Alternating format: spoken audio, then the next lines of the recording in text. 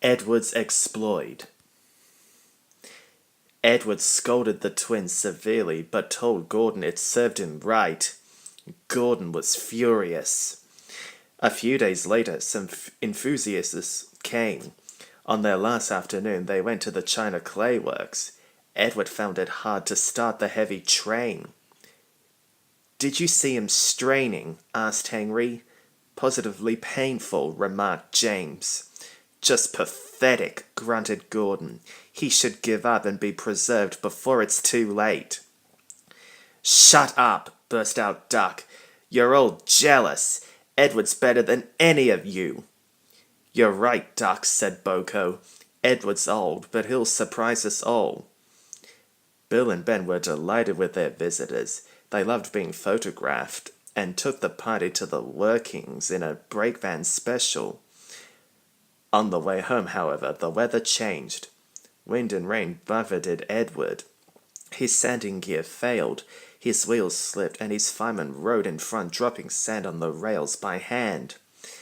Come on, puffed Edward breathlessly. "This is dreadful." But there was worse to come. Before his driver could check them, his wheels slipped fiercely again and again. With a shrieking crack, something broke and battered his frame and splashes up and out of shape. The passengers gathered round while the crew inspected the damage. Repairs took some time. "One of your crank pins broke, Edward," said his driver at last. "We've taken your side rods off. Now you're a single, like an old-fashioned engine." "Can you get these people home? They must start back tonight." "I'll try, sir," promised Edward. They backed down to where the line was nearly level. Edward puffed and puffed his hardest, but his wheels kept slipping and he just could not start the heavy train. The passengers were getting anxious.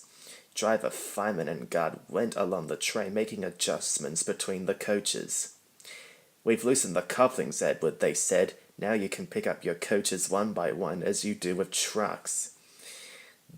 That will be much easier," said Edward gratefully. So, with the fireman standing carefully in front, the driver gently opened the regulator. "Come on," puffed Edward. He moved cautiously forward, ready to take the strain as his tender coupling tightened against the weight of the first coach. The first coach moving helped to start the second. The second helped the third, and so on down the train. I've done it, puffed Edward, his wheels spinning with excitement. "Steady, boy," warned his driver skillfully, checking the wheels slip. "Well done, boy. You've got them, and he listened happily to Edward's steady beat as he forged slowly but surely up the hill. The passengers were thrilled. Most had their heads out of the windows. They waved and shouted, cheering Edward on. The Fat Controller paced the platform. Henry, with the special train, waited anxiously too. They heard a peep, peep, then battered wearily, but unbeaten, Edward steamed in.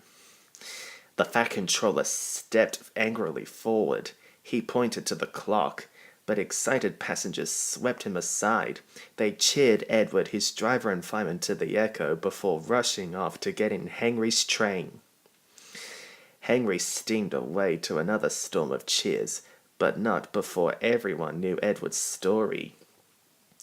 Edward went thankfully to the shed while Duck and Boko saw to that he was left in peace. Gordon and James remained respectfully silent. The Fat Controller asked Boko to look after Edward's line while he was being mended. Boko was pleased. He worked well, and now they run it together. Bill and Ben still tease him, but Boko doesn't mind. He lives at Edward's station, but is welcome anywhere, for he is now one of the family. Donald and Douglas were the last to accept him, but he often helps with their goods trains, and the other day they were heard to remark, "For a diesel, young Buck is not such a bad sort of engine." That from the Corriedale twins is high praise indeed.